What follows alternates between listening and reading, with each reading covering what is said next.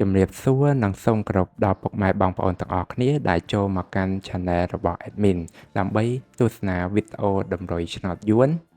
សម្រាប់ថ្ងៃទី5ខែ4ឆ្នាំ2025សម្រាប់វេលាម៉ោង4កន្លះនិងម៉ោង6កន្លះដូច្នេះកុំបង្អង់យូរសូមពុកម៉ែបងប្អូនកលេចមកមើលតម្រុយ2លេខតម្រុយ2លេខ Admin គឺមានលេខ14 17 84 88សម្រាប់ប៉ះ ABCD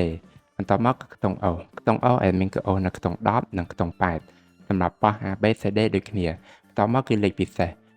សAdmin គឺមានលេខ306គុណ185គុណនិង572គុណដែលលេខទាំងអស់នេះសុទ្ធសឹងតែជាលេខដែលមានសង្ឃឹមថានឹងចេញខ្ពស់សម្រាប់ថ្ងៃនេះអរគុណពុកម៉ែបងប្អូនទាំងអស់គ្នាដែលបានទស្សនាវីដេអូនេះពីដើមរហូតដល់ចប់ក៏ជូនពរពុកម៉ែបងប្អូនទាំងអស់គ្នាធ្វើការសងសំណាននៅថ្ងៃថ្មី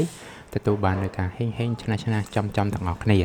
ជាចុងក្រោយ Admin សូមពុកម៉ែបងប្អូនជួយ Like Subscribe និង Share ដើម្បីជាកម្លាំងចិត្តដល់ Admin ផងនិងដើម្បីពុកម៉ែបងប្អូនទាំងអស់គ្នា